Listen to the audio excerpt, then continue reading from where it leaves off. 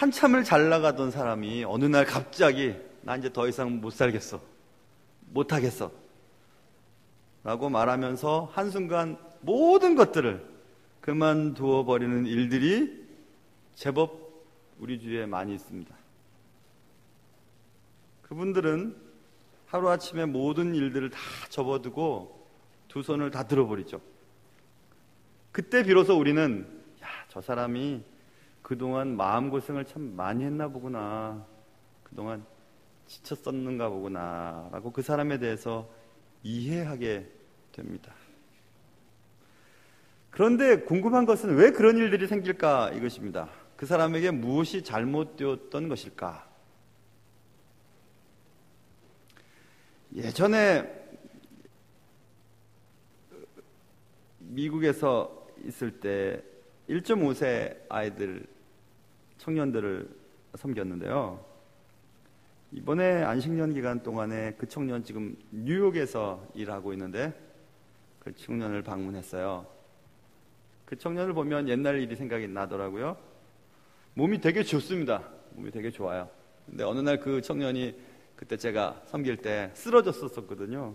근데 그렇게 몸이 좋은 청년, 잘 먹는 청년이 쓰러져서 나중에 알고 보았더니 영양실조라고 얘기를 했어요. 왜냐하면 그 어머니 일찍 돌아가시고 혼자서 이렇게 사는데 밥 해먹기 싫으니까 햄버거만 계속 먹었거든요. 햄버거 회사에서도 전화 올지 모르겠는데 아무튼 햄버거가 그렇게 좋은 균형 잡힌 음식은 아닌가 봅니다. 그래서 열심히 먹고 쓰러졌던 청년이 있었어요. 균형에 대한 문제죠. 식단의 균형.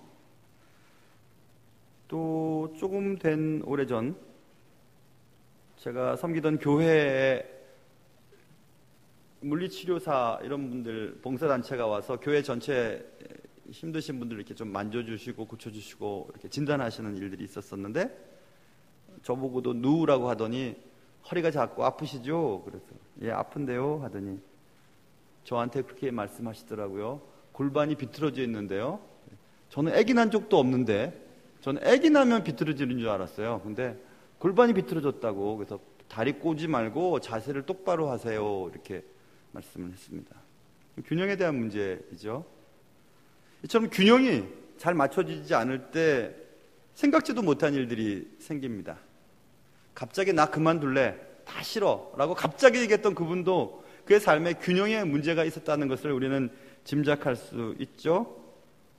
균형 잡힌 식단이 몸을 건강하게 하고요, 균형 잡힌 몸이 맵시 있는 옷 매무새를 만들어주죠. 옷이 문제가 아니라 우리 몸매의 문제라는 것을 우리는 알게 됩니다. 균형 잡힌 생각을 많이 가져야 훌륭한 인격을 소유할 수 있습니다.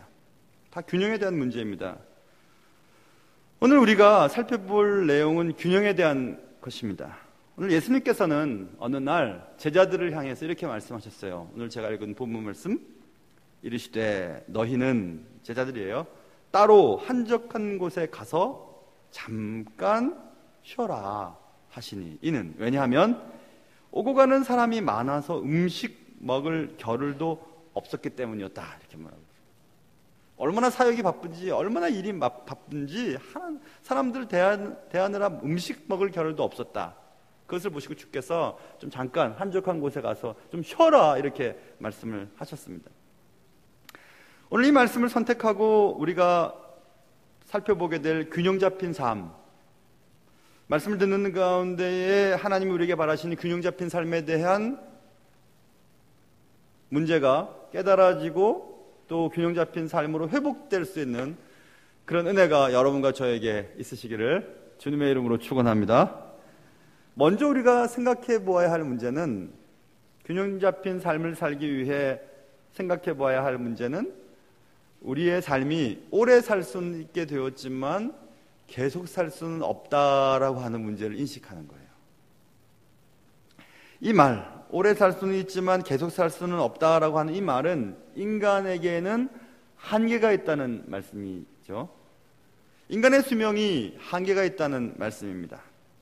인간의 수명이 한계가 있듯이 인간이 가진 에너지도 역시 한계가 있음을 우리가 이해해야 합니다.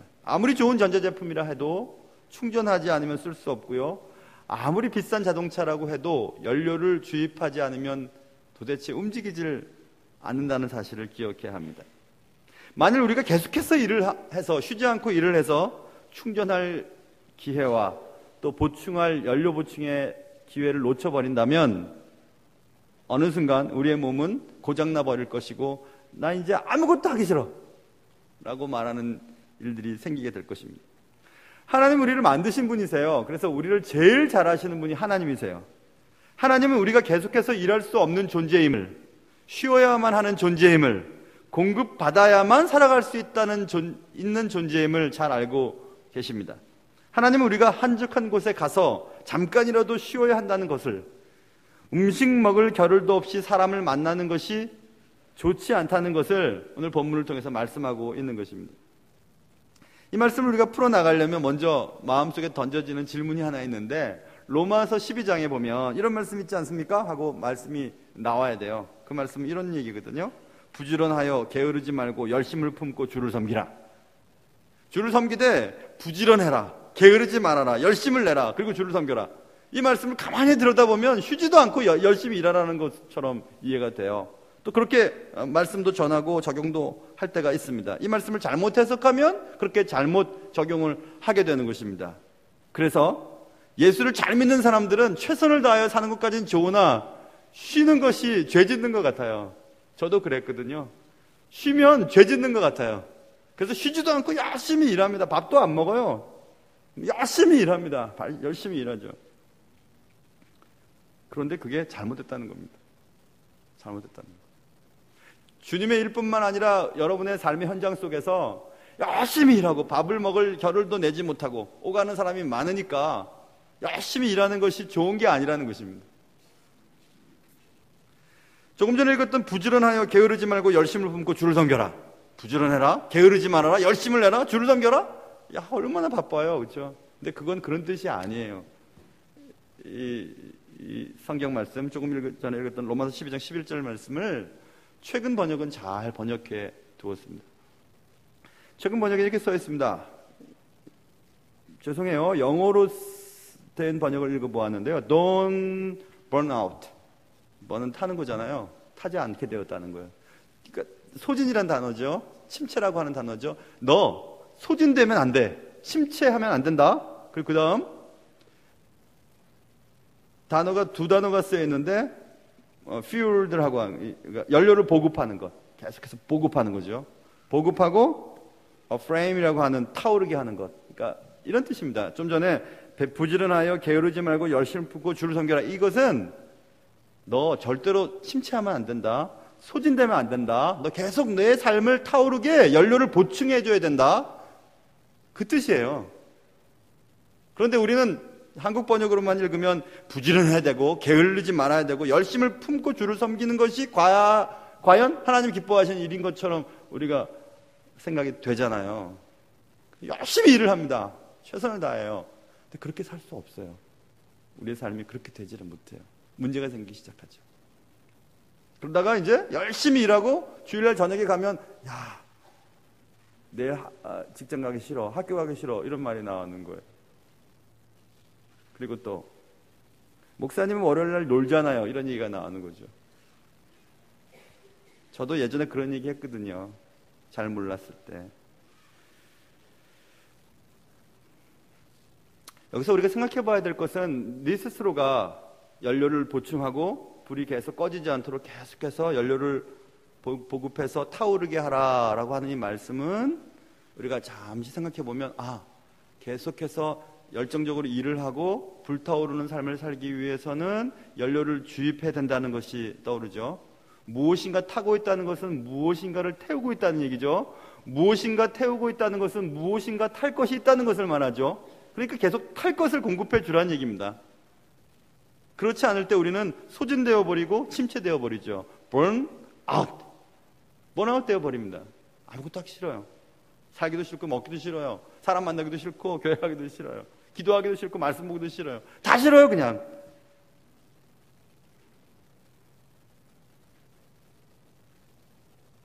내 삶을 돌아봐야 합니다. 내 삶의 불꽃이 계속해서 타오르고 있는가, 아니면 점점 꺼져가고 있는지 생각해 봐야 합니다. 오래 살 수 있게 되었지만 계속 살 수 없음을 우리는 먼저 기억하고 인정해야 합니다. 그렇기 때문에 쉼은 선택사항이 아니라 필수사항이 되는 것입니다. 불꽃 같은 삶을 살기 위한 필수사항, 그것은 이렇게도 생각해 볼 수 있죠. 무엇인가 하려 할 때 계속해서 마음속에 있는 것들을 짜내야 그 일을 가능하게 만드는 경우들이 있죠. 짜내는 겁니다. 사랑하는 것, 남을 사랑하는 것도 막 짜내는 거죠. 막 사랑해야지 하면서 막 사랑하려고 애를 쓰는 거예요.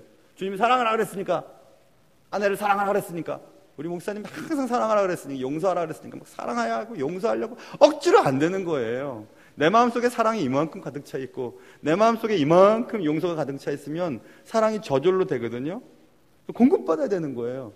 하나님으로부터 공급받아야 사랑도 되는 것이고 또 용서도 되는 것이고 겸손하게도 되는 거고 걱정도 안 되는 거고 문제도 뛰어넘을 수 있는 힘도 생기는 것인데 그게 안 되는 거죠. 왜 그럴까요? 쉼이 없어서 그렇죠. 짜내는 것과 솟아나는 것은 다릅니다.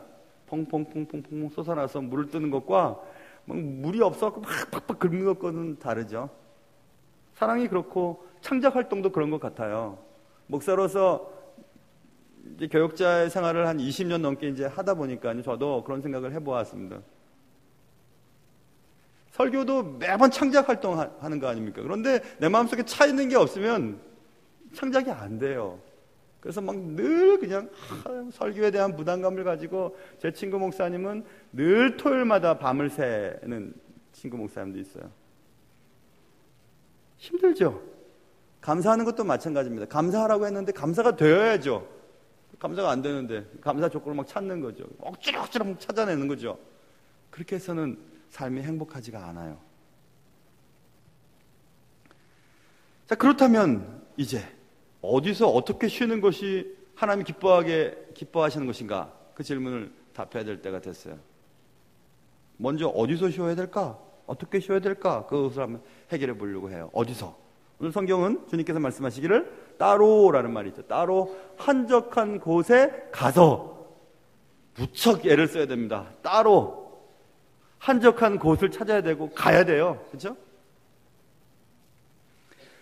여기서 따로 한적한 곳이라고 말하면 물론 조용한 장소쯤으로 우리가 이해할 수 있죠. 공간적으로 조용한 장소. 그러나 이 말씀은 단순하게 방해받지 않을 조용한 장소, 공간적인 장소쯤으로만 이해해서는 안 됩니다. 왜냐하면 주님께서 말씀하시기를, 이 말씀도 하셨지만 주님께서 제자들을 향하여 이렇게 말씀하신 적도 있으셨거든요.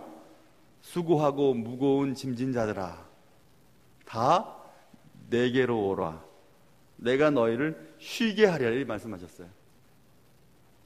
그러니까 결국 주님께서 한적한 곳을 말씀하실 때 그 한적한 곳은 단지 공간적으로 조용하고 따로 있는 장소를 말하는 것이 아니에요. 그곳에서 무엇인가를 하기를 원하세요. 그것을 주님은 우리에게 여러 번 모범을 통해서 보여주셨는데, 마가복음 1장에도 말씀하셨는데, 새벽 아직도 밝기 전에 예수님께서 일어나 나가 한적한 곳으로 가사, 똑같은 단어예요. 한적한 곳으로 가사 거기서 기도하시더니 써 있어요. 누가복음도 써 있어요. 예수는 물러가사 한적한 곳에서 기도하시니라, 이렇게 되어 있습니다. 주님이 우리에게 말씀하신 것은 따로 한적한 장소에 가서 그냥 쉬다 오라는 얘기가 아니고, 따로 방해받지 않는 곳에 가서 하나님과 대화하라는 얘기예요.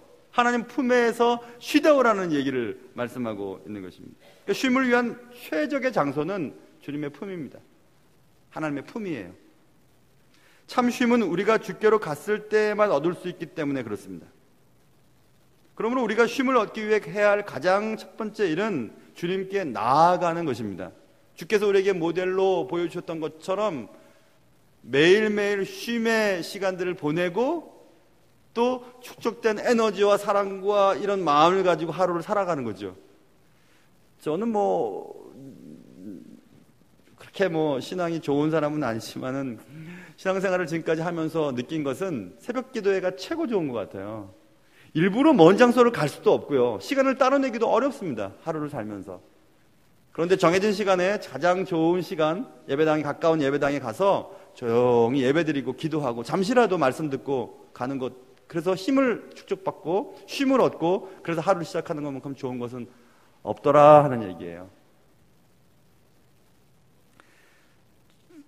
제가 유학 기간 동안에 공부한 것도 뭐 공부지만 좋은 교회들을 만난 것, 그리고 하나님과의 약속을 많이 했던 것들이 있었었는데, 그 중에 제가 하나님 앞에 기도했던 것이 있었어요. 그것은 하나님, 제가 나중에 담임 목회를 하는 그곳에 꼭 새벽 찬양대를 만들게 해주세요. 그렇게 제가 주님 앞에 기도했던 적이 있었거든요.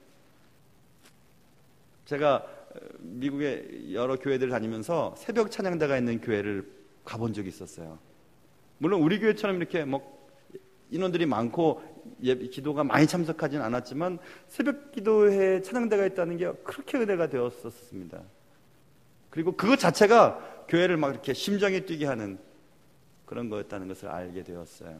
그래서 제가 담임하면 꼭 그렇게 해야지 하는데 우리 교회 그게 잘 되고 있잖아요. 물론 또 오늘 우리 가야 될 때네 그렇게 해서 오시는 분들도 1명 반 정도는 있다고 내가 얘기 들었지만은 그래도 괜찮아요. 억지로라도 기도하는 거 참 좋거든요.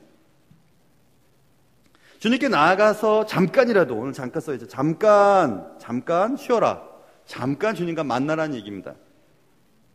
일정 기간이라도 잠깐만이라도 해야 할 일들을 내려놓고 주님과만 시간을 보낸다는 것을 말해요. 그러기 위해서는 주님과 교제하는 것에 방해가 되는 것들을 먼저 제거해야 되죠. 세상의 소음으로부터 떨어진 한적한 공간, 교회만큼 좋은 데 없죠? 여의치 않다면 집에서라도 잠깐이라도 하나님과 교제하는 일을 방해받게 만드는 것들을 치워야 됩니다. 잠깐이라도. 컴퓨터, 텔레비전, 가능하다면 전화기 같은 것도 끄고 내려놓고 멀리 해야 돼요. 잠깐만이라도. 주님과 대화하는 시간에 전화 오고요. 또 텔레비전 소리 들리고요. 컴퓨터를 하고요. 그게 안 돼요. 심지어는 예배당에 들어오면서도 막 전화 받고 여보세요 하고 막 이렇게 하시는 분 다 들려요. 여기서 다 들립니다. 그리고 막 전화 오면 막 나가고. 그렇게 바쁜 사람이 있을까요? 주님과 만나는 시간만큼 보다 더 중요한 시간을 가지신 분들이 계십니까? 어디서? 주님과 교제할 만한 장소, 예를 들면 교회나 새벽기도 같은 거. 그러면 어떻게 쉬어야 할까요? 오늘 본문에 보면 음식 먹을 겨를도 없음이라 이렇게 나와 있죠. 거기서 두 가지 단어, 음식과 겨를이라고 하는 단어예요. 음식을 먹어야 되고요. 그리고 겨를, 그런 음식 먹을 시간적인 여유를 가져야 된다는 것을 말씀하고 있어요. 시간을 내는 것과 음식 먹을 시간을 내는 것. 육신을 위해서 음식을 먹죠. 저도 한 끼 굶으면 배가 고파가지고 이것저것 주워 먹거든요. 많이는 못 먹지만 자주는 먹어요. 그래서 저랑 같이 사는 여자가 얼마나 불편해하는지 몰라요. 자꾸 먹으니까 한 번에 많이 먹으면 좋을 텐데 그러질 못해서요. 하여튼 먹어야 돼요. 배가 고프니까. 근데 우리의 영혼이 하나님의 말씀을 먹지 않는 갈증을, 그 굶주림을 느끼기는 참 힘들어요.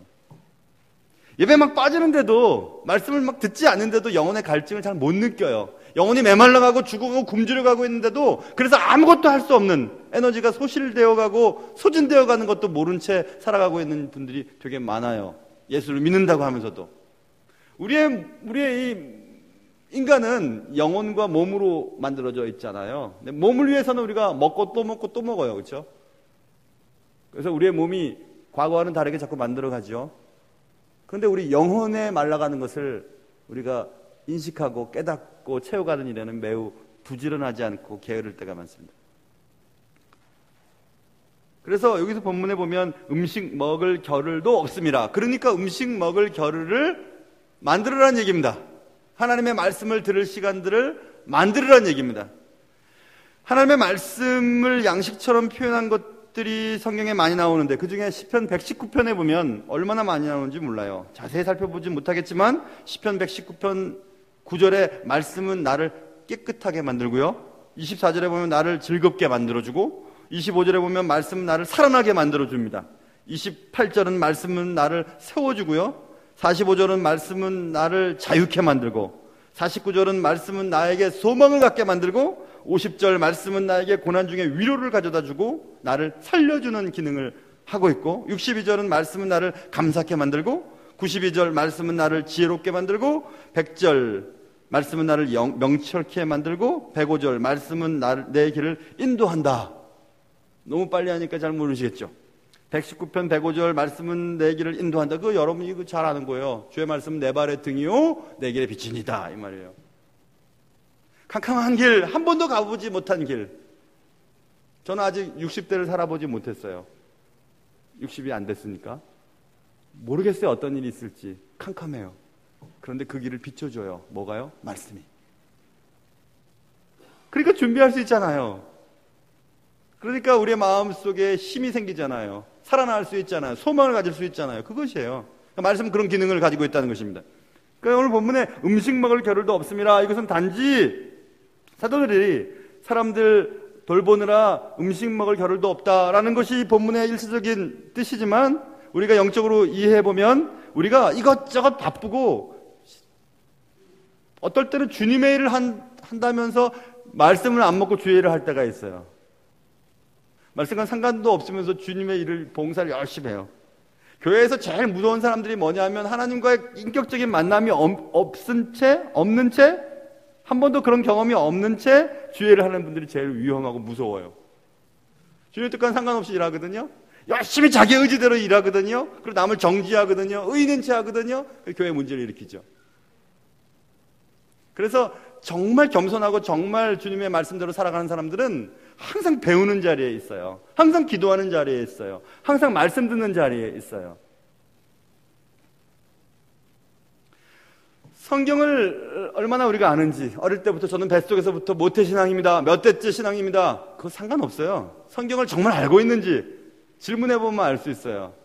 몇 가지 질문 던져보면 알 수 있고 기도 들어보면 알 수 있고 말하는 것 보면 알 수 있어요. 그들의 삶의 모습을 보면 이해할 수 있어요. 정말 주님의 말씀대로 살아가는지, 말씀을 아는지, 정말 영혼이 말라있진 않은지, 영혼이 정말 좋은 것들로 가득 차 있는지, 그래서 그 좋은 것들이 자연스럽게 흘러나가고 있는지, 아니면 막 끌어내고 막 짜내야 그 흉내를 낼 수 있는지 알 수 있어요. 알 수 있어요. 아무리 신앙생활을 오래 하고 아무리 직분을 가졌다 해도 예수 믿는 것, 제대로 믿는 것, 정말 행복하게 믿는 것, 그것을 알 수 있어요. 보면. 그렇다면 여러분은 어떠신가 생각을 해보셔야 돼요. 아무리 사랑하라, 아무리 용서하라, 아무리 겸손하라, 아무리 주의 말씀대로 살아라 해도 안 되는 걸 어떻게 하겠어요? 왜 그럴까요? 주님 안에서 공급받지 못했기 때문에 그래요. 가정이 편안해야 된다. 그리고 서로 사랑해야 된다. 아무리 얘기해도 안 되는 거 어떻게 하겠어요? 하나님으로부터 받지 못했기 때문에 그래요. 안에 없어요. 내 안에. 내 안에 사랑이 없고 내 안에 용서할 마음이 없고 내 안에 교만한 마음으로 가득 차 있어요. 그런데 어떻게 겸손할 수 있겠어요? 어떻게 낮아질 수 있겠어요? 어떻게 내 가족을 사랑할 수 있겠어요? 어떻게 내 아내와 내 남편을 존경하며 사랑할 수 있겠어요? 안 되는 거죠. 안 되는 겁니다.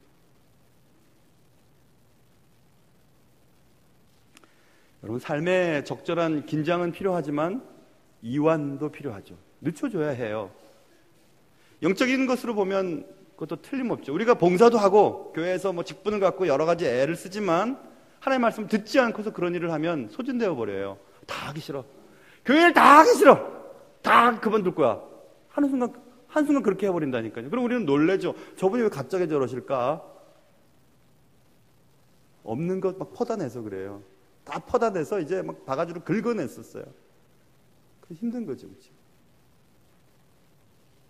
저는 음악을 좋아하지만 음악을 잘하지는 못해요. 음악도 잘 몰라요. 그렇지만 음악 듣는 거 좋아하고요. 그리고 어디 뭐 돈 내고 어디 가서라도 좋은 음악은 듣고 싶어 하는 사람인데, 오케스트라 연주나 또 혹은 어떤 분의 연주를 들어보면 잘 모르지만 저분이 굉장히 프로구나 혹은 아마추어구나 하는 정도는 알 수 있어요. 어떻게 알 수 있냐면 그런 거죠. 예를 들면 그런 거예요. 저도 뭐 기타를 좀 치지만은 현악기 예를 들어보면 현악기 연주자들이 프로는 연주할 때를 빼놓고는 풀어놓더라고요. 악기의 그 줄을 긴장을 완화시켜 두어요. 그리고 연주하기 전에 조절을 하죠.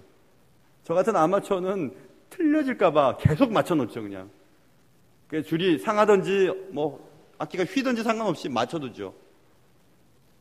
여러분, 삶도 그런 것 같아요. 삶도 프로로 사는 사람이 있고 아마추어적으로 사는 사람이 있는데, 삶의 긴장과 이완작용을 이렇게 균형을 맞추지 않는다면 항상 긴장되어 있으면 끊어져 버려요. 항상 긴장되어 있으면 몸이 상해버리죠. 영적인 것도 마찬가지인 것 같아요. 공급 없이 계속 봉사하고 계속 헌신하면 짜증나요. 힘들어요. 화나요. 부들이 받아요. 막 그냥. 왜냐하면 내 속에 사랑이 없으니까. 하나님으로부터 받은 영적인 은혜가 없으니까. 하나님으로부터 계속해서 공급받는 것이 없으니까 다 퍼내니까 내 마음이 가래지는 거죠. 재미가 없어요. 행복하지 않아요. 교회 생활이 재밌지를 않아요. 배워야 돼요, 여러분. 우리 교회에서는 성경부가 있고요. 그리고 뭐 얼마든지 배울 수 있는 시간들이 있어요. 그러나 아무데나 다녔으면 안 돼요. 오늘 한국 교회에 큰 나쁜 영향을 주고 있는 이단들의 모임이 오늘 저기 어디서 있어요. 4년마다 한 번씩 체전을 연다는데 거기 많이 가서 기존 교회들의 인원들이 좀 빌 거라 이렇게 공지가 왔더라고요.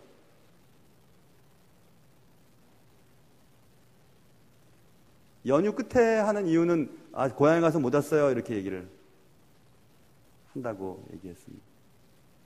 저희 또 이 말을 듣고 또 그 집사님 혹시 그런 거 아닌가 이렇게 생각하면 안 돼요. 우리 교회는 거기 보니까 거의 뭐 별로 저기 없네요. 보니까 아까 찾아봤어요. 그분 계시나 안 계시나 다 계시던데 보니까 계시고 괜찮은 것 같아요.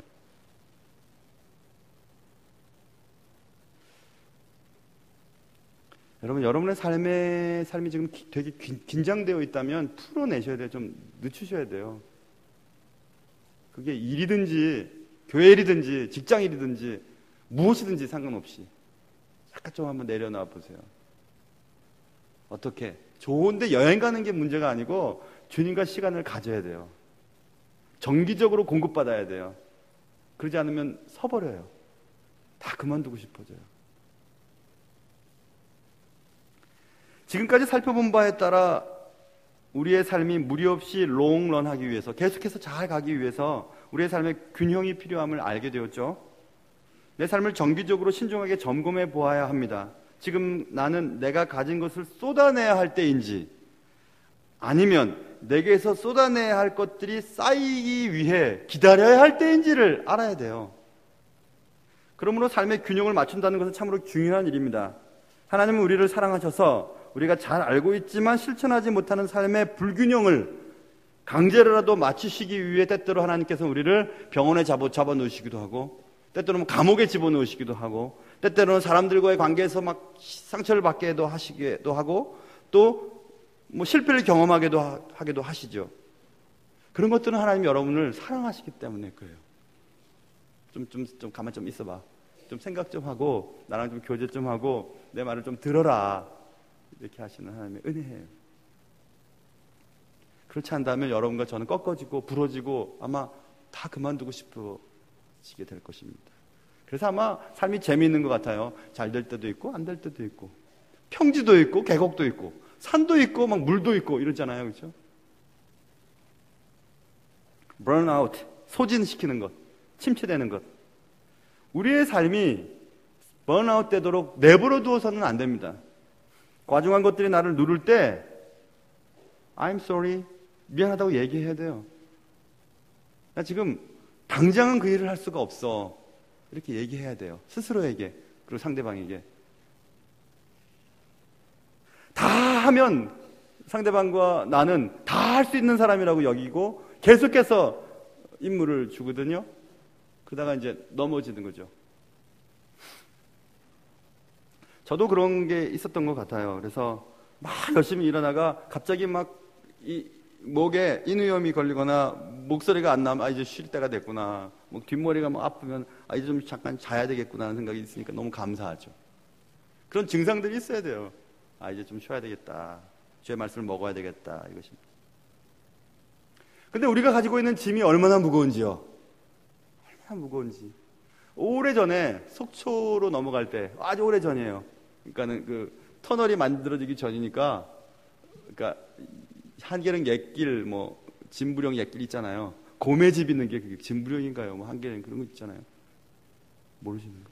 하여튼 그런 거 있어요. 그래서 옛날에 이렇게 한계령을 넘어갈 때였던 것 같아요.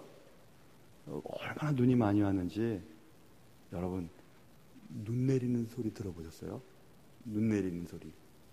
눈 내리는 소리 들어보셨어요?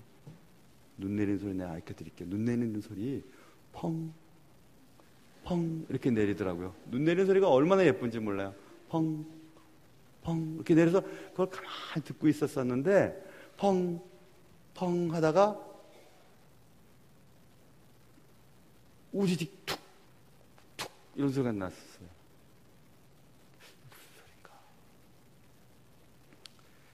가만히 보았더니 가지에 눈이 펑, 펑 이렇게 내리니까 가지에 눈이 이렇게 계속 쌓였으니까 이 가지가 특별히 좀 마른 가지 있잖아요. 오래된 가지. 눈이 쌓이니까 눈이 쌓이고 하니까 툭 부러지는 거예요. 부러지는 소리더라고요. 부러지는 소리. 야, 저는 그 소리 듣고 야, 눈이 무거운가 보다 이렇게 생각했는데 또 가만히 아까 눈 내리는 소리가 뭐라 그랬죠? 펑, 펑 이렇게 하는데 우지직 툭 이런 소리도 있지만 저기 어디서는 비슷한지 모르겠지만 훅 이런 소리도 들렸어요. 무슨 소리인지 궁금하죠? 훅 소리는요 연한 가지에 눈이 내렸을 때 무거우니까 가지를 탁 털더라고요. 이렇게 탁 털어내요. 탁 털어내니까 눈이 쌓였던 눈이 툭 내려와 있어요. 그 가지는 툭 하고 탁 올라와 있어요. 그때 저는 마음속으로 노래를 하나 불렀어요. 수고하고 무거운 짐진 자들아 다 내게로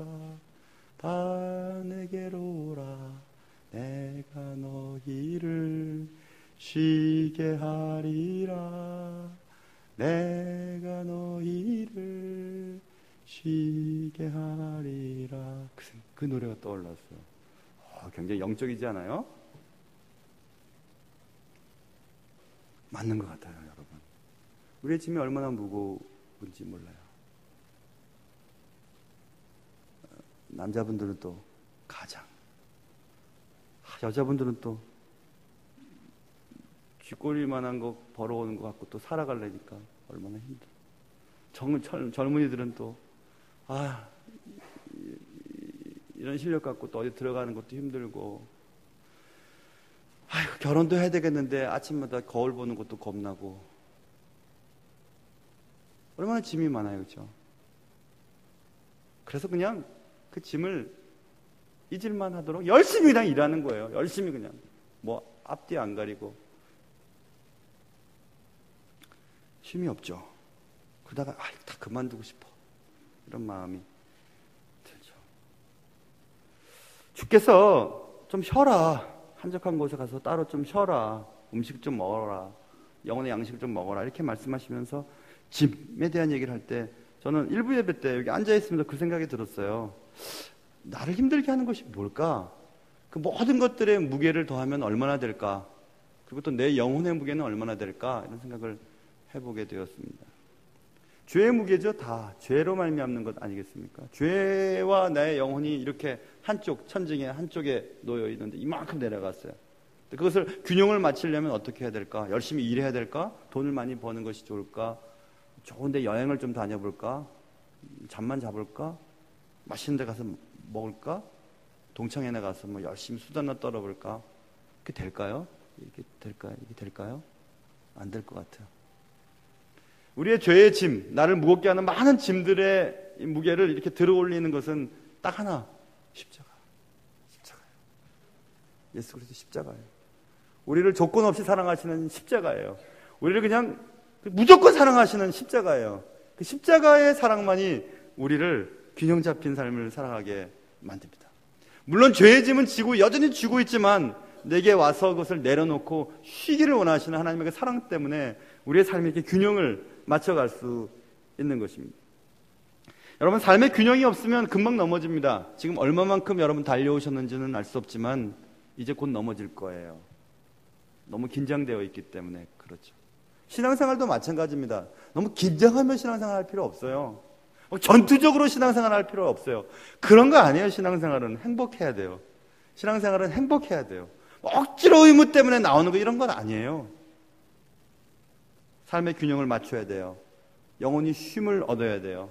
하나님의 말씀을 정기적으로 먹어야 돼요. 하나님과 대화해야 해요. 주일날에는 예배당에 오셔야 돼요. 될 수 있으면 한적한 곳에 가서 따로 시간을 내서 기도해야 해요. 그래야 내 속에 삶의 에너지들이 쌓일 수 있는 겁니다. 죄의 무게로 질식하지 않을 수 있는 것입니다. 한참을 나가다가 이제 더 이상 아무것도 하기 싫어라는 말을 하지 않게 될 수 있습니다. 사랑하는 성도 여러분, 여러분과 저는 어차피 살아야 돼요. 하나님이 우리에게 주신 시간만큼. 그러나 잘 살아야 됩니다. 잘 살려면 균형을 맞춰야 돼요. 균형을 맞추려면 하나님으로부터 매번 공급을 받아야 됩니다. 공급 없이는 아무것도 줄 수가 없기 때문에 그래요. 사랑하는 성도 여러분, 하나님은 여러분에게 또 저에게 복 주시기를 원하고 계십니다. 모쪼록 정기적으로 그리고 아주 자주 하나님의 말씀을 먹고 또 하나님 앞에 나와서 기도하고 하나님의 뜻대로 살아감으로 말미암아 여러분과 저의 삶이 밸런스를 잘 맞춰서 모쪼록 우리의 사는 날 동안 잘 살아갈 수 있는 은혜가 여러분과 저의 삶 속에 있기를 주님의 이름으로 축원합니다. 기도하겠습니다.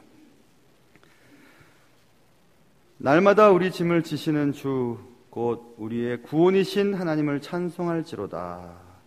다윗은 이렇게 고백했습니다. 날마다 우리 짐을 지시는 주님 앞에 날마다 나아가서 우리의 삶의 균형을 맞추고 억지로가 아니라 짠해서만 되는 것이 아니라 그리고 짐을 버티다가 내 삶이 무너지는 소리를 듣는 것이 아니라 그것을 어느 순간 어느 때 늘 주님 앞에 내려놓고 하나님 주시는 쉼을 받아 누리게 도와주시옵소서. 귀하신 예수님의 이름으로 기도합니다.